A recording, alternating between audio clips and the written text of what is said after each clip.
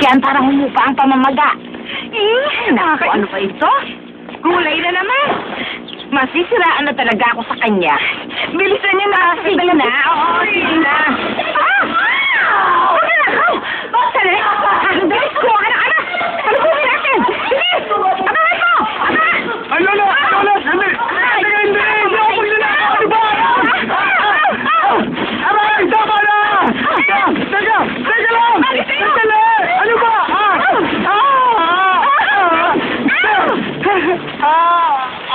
Hala mo. Ay, sandali mo.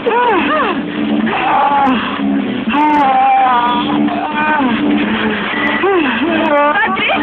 Ano? Sinabi niya! Ay! Papatulang ko na yung matanda na yan eh! Oh, sandali. Eto.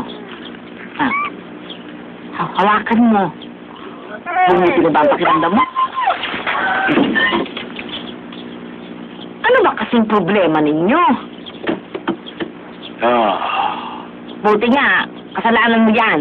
Hindi naman iba sa'yo si Mr. John, pero anong ginawa mo? Nagmalaki ka pa kasi. May bahay ka naman. Bakit kailangan mo pang umalis? Ang laki kasi ng bilib niya sa sarili niya. Naiintindihan ko.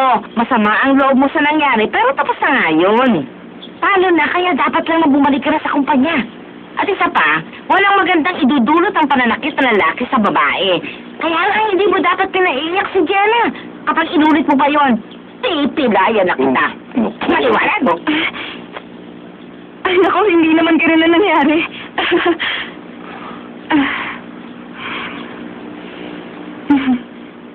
Siya nga pala. Anong problema nun?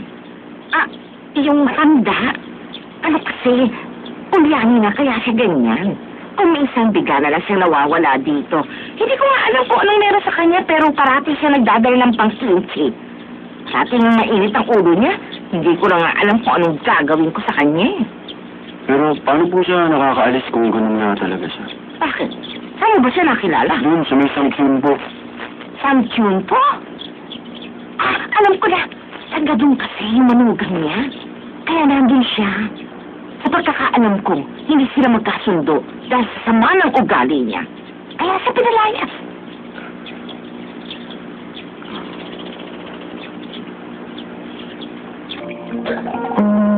Okay.